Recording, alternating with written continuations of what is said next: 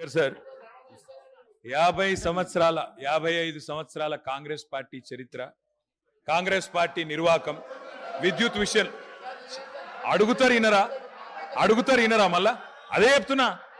అధ్యక్ష నేను చెప్తాను, వైట్ పేపర్లో ఇలా చాలా గొప్పగా ఈ ప్రభుత్వమే స్పష్టంగా చెప్పింది అధ్యక్ష. ఏం చెప్పింది అధ్యక్ష?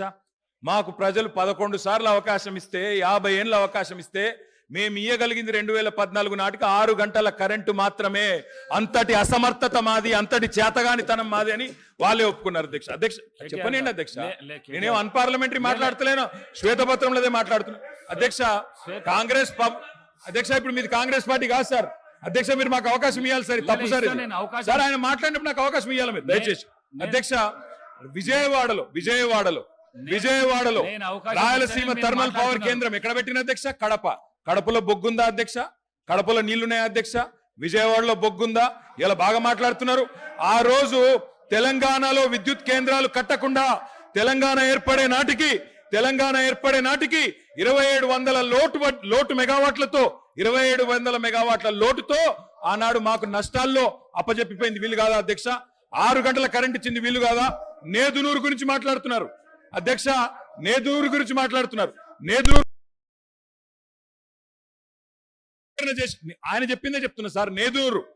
నేదునూరులో గ్యాస్ ఆధారిత విద్యుత్ కేంద్రం పెడతామన్నారు.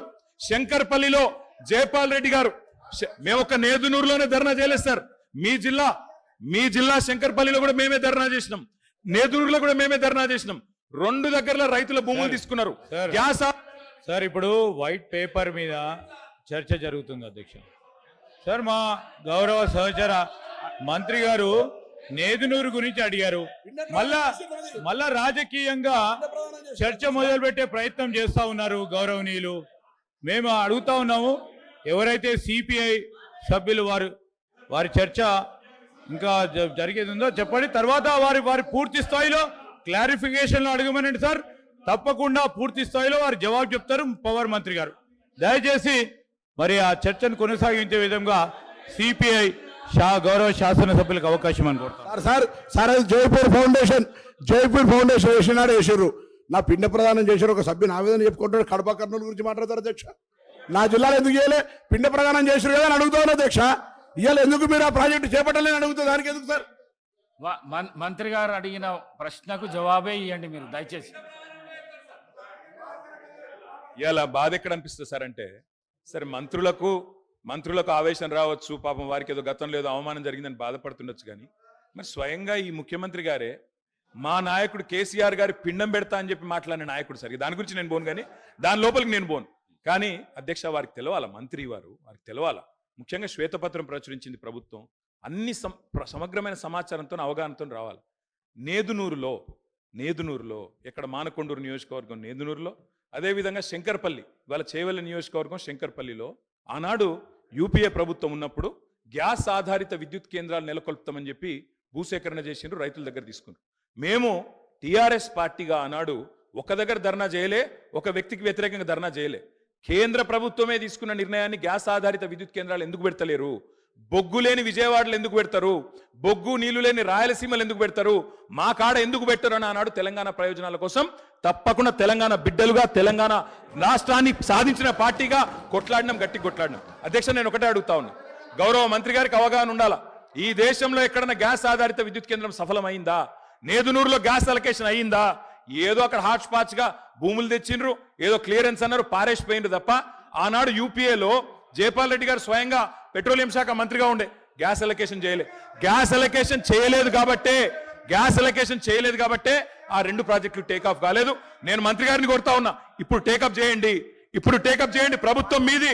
నేదునూరులో పెట్టండి, శంకర్పల్లిలో పెట్టండి, తప్పకుండా పెట్టి ఇప్పుడు హామీ ఇవ్వాలా. ప్రభుత్వం కమిట్మెంట్ ఇవ్వాలా.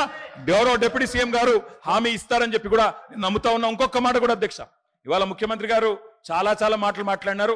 ఒక మాట మాత్రం నేను చెప్తా అధ్యక్ష, ఇవాళ నోటికొచ్చినట్టు అక్బరుద్దీన్ ఓవైసీ గారు మాట్లాడుతుంటే వారిని అవమానిస్తారు, ఇక్కడ మేం మాట్లాడితే మమ్మల్ని అవమానిస్తారు సార్.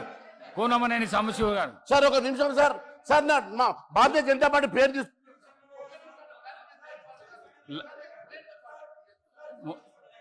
డిస్కషన్స్ అయితే కానీ కోనమనేని సాంబశివరావు గారు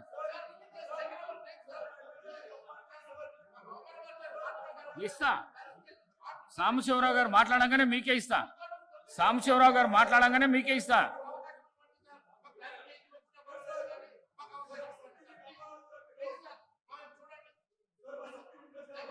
మాట్లాడండి మహేశ్వర్ రెడ్డి గారు. సార్ ఒక నిమిషం. థ్యాంక్ యూ అధ్యక్ష. థ్యాంక్ యూ అధ్యక్ష. సార్ ఒక నిమిషం. Please please please please please please కూర్చోండి. ప్లీజ్ కూర్చోండి. Members say about this, sir. Sir, court, sir, this is the house, sir. ఇక్కడ గౌరవమైనటువంటి సభలో ఇలాంటి పచ్చి అబద్ధాలు మాట్లాడడం సబబు కాదు సార్. ఇది చాలా అన్యాయం. ఎంఐఎం ఈ రకంగా అవమానపరిచే మాటలు మాట్లాడితే ఊరుకునే సమస్య లేదు సార్. నిన్నటి వరకు వాళ్ళ చేతిలో స్టీరింగ్ ఉండే కారులో వాళ్ళు హాయిగా ప్రయాణం చేసిండ్రు కాబట్టి 10 సంవత్సరాలు అనుభవించారు కాబట్టి ఆనందంగా ఉన్నారు. ఇంకా అక్కడ సంసారం కుదరలే కాబట్టి ఈరోజు వాళ్ళ మీద పడుతున్నారు సార్. వాళ్ళు ఏమైనా చేసుకోండి. మధ్యలో భారతీయ జనతా పార్టీ జోలికి వస్తే బాగుండదని చెప్పి తెలియజేస్తా ఉన్నారు సార్. భారతీయ జనతా పార్టీ ఎప్పుడు కూడా బాబ్రీ మసీద్ డిమాలిషన్ లో మా పాత్ర లేదు. అనవసరంగా బాబ్రీ మసీద్ ఇష్యూలు ఇక్కడ తీసుకురావడం మంచిది కాదు అని చెప్పి తెలియజేస్తా ఉంది సార్.